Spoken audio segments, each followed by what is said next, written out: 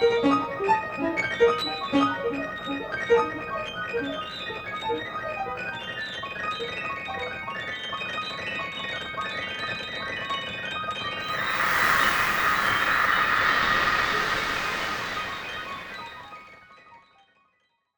centre, où il n'est pas tant question d'inventer une nouvelle musique qu'une nouvelle façon d'écouter.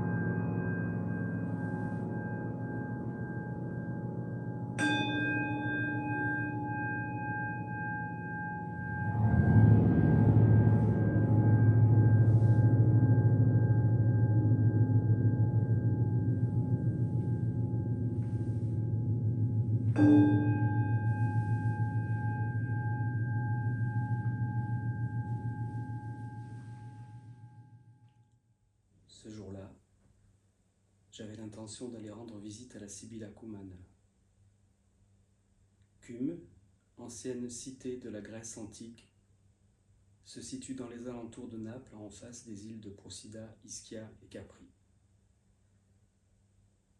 Dans son antre, au fond d'une grotte que l'on atteint en traversant une architecture particulière qui enchaîne une série d'arcanes trapézoïdaux de gros blocs de pierre, la voie obscure nous mène à l'oracle. C'était en tous les cas comme cela à l'époque. Encore plein de doutes, je demanderai naïvement si mon intention de vouloir percer les mystères du monde en décortiquant l'univers sonore était juste.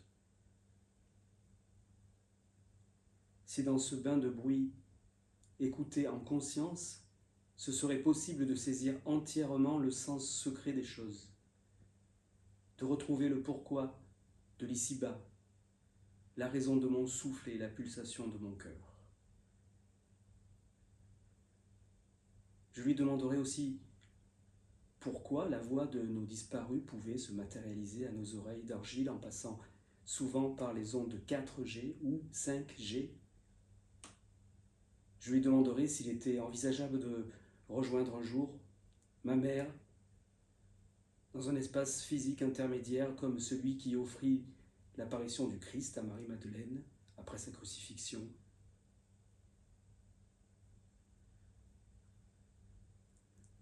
Dans la mythologie, l'oracle de la Sibylle sans nom répond donc à nos questions les plus intimes. Mais lors de sa réponse, sa voix se confond dans le bruit blanc du vent qui s'engouffre dans le couloir d'arcane menant vers la crypte, à l'endroit où le son porte les messages de l'invisible avec des réponses profondes, l'objectivation de nos forces inconscientes et de ses mystères.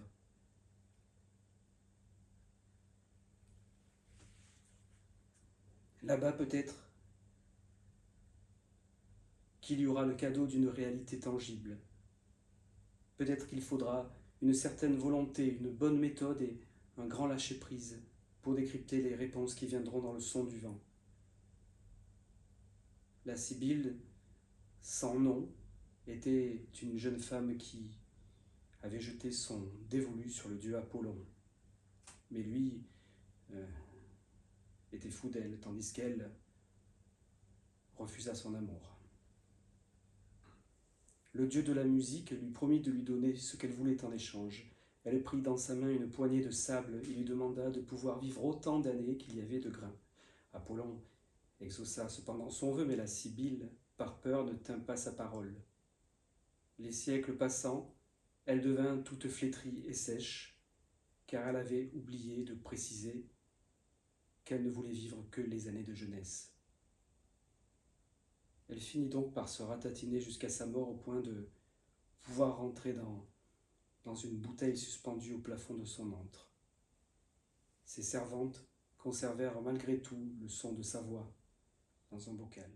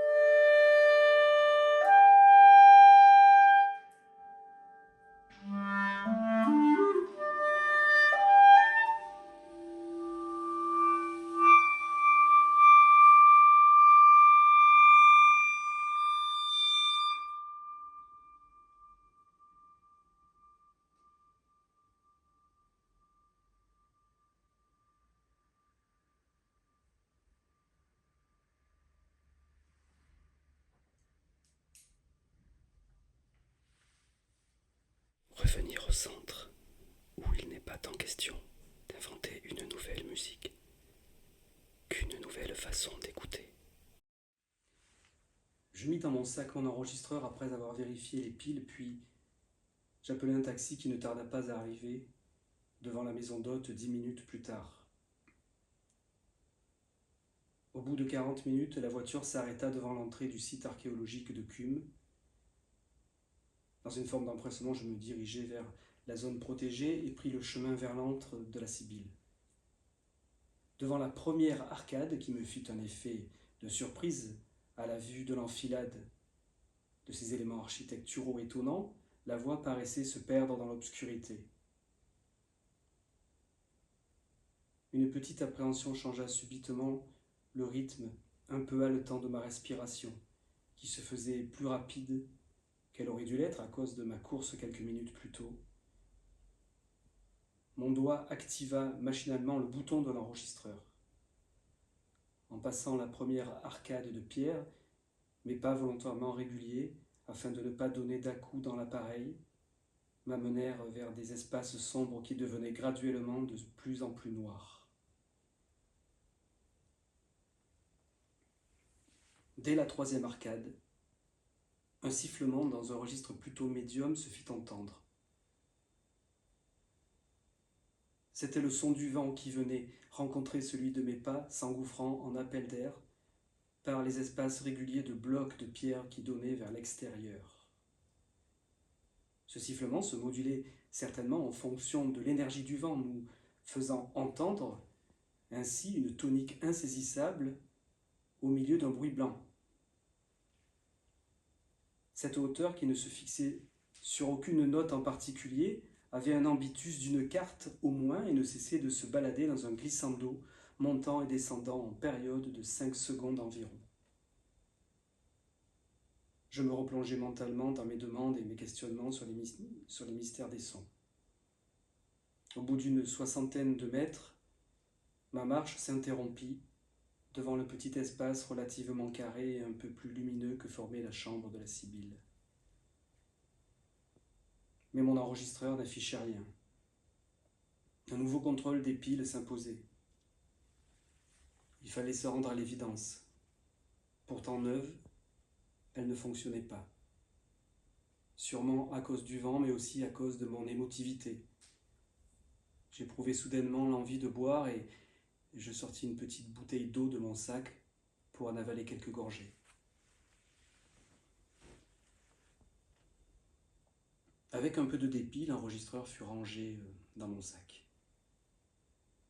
C'est après une dizaine de secondes seulement que la pensée du chant en glissandi me vint à la conscience. Seul le bruit blanc de l'air persistait. Ce bruit blanc qui, dans son principe physique, contenait toutes les fréquences du spectre sonore audible à l'oreille humaine, faisait apparaître cependant des sons qui semblaient un peu plus voisés.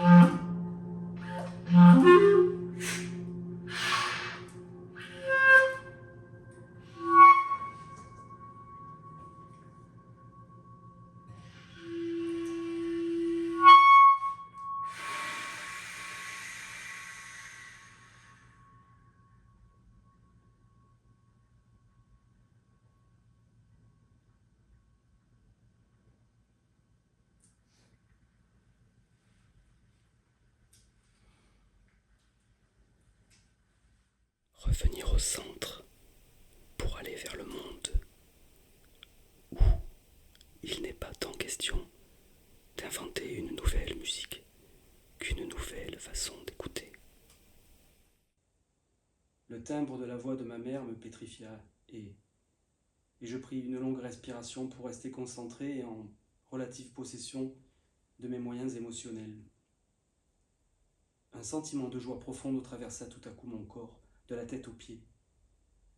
Ce n'était pas la joie d'un simple désir assouvi, mais celle plus indicible et subtile de la justesse d'un seul instant unique, d'un renouveau saisissant un moment de vie dans une sensation infinie. Le chant du vent avait libéré des mots dont le timbre de voix était sans nul doute celui de ma mère. Tu as compris. L'accès à ton silence est base. Le cadre permet l'observation. Les sons, symboles, archétypes, les articulations des sons, relations et discours. Oh.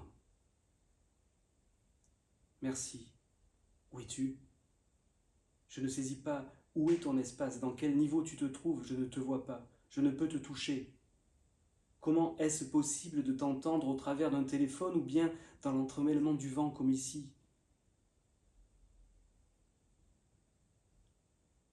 Un silence se fit. Il dura. J'entendis un visiteur s'approcher délicatement dans mon dos.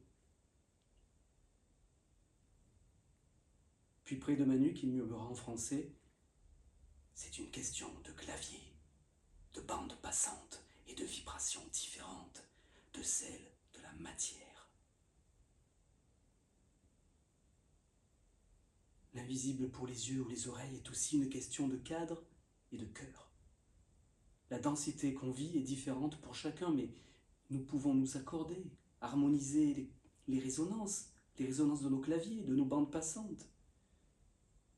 C'est une question d'harmonique que nous devons aussi habiller de nos désirs profonds et de la pulsation de nos cœurs pour que ces sons puissent porter nos paroles. Ce qu'on comprend dans la matérialité peut être élargi, on peut agrandir sa bande passante. Mais ces principes peuvent être développés dans notre écoute quotidienne. Il faut continuer sans cesse et sans cesse.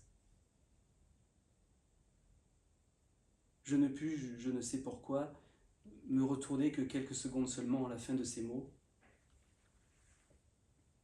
Mais sans pouvoir me retrouver en face de l'homme, je n'aperçus qu'une silhouette. Il était déjà parti dans la pénombre d'un des espaces que constituaient les arcades.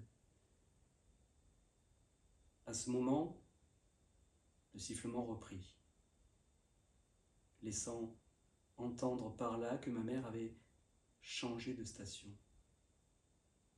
Comment était-il possible que ce personnage inconnu s'immisce dans cet instant en me délivrant la suite du message ?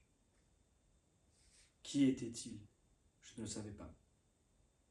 Ces mots, dans un parfait français, laissaient entendre cependant un léger accent dont je ne pus trouver l'origine. Synchronicité de son utilisant la parole. Je compris que le message que nous délivre l'univers sonore prend souvent divers médiums et l'évidence que les résonances nous parlent en permanence, si nous nous donnons la peine de les écouter, me provoqua encore une vraie bouffée de joie.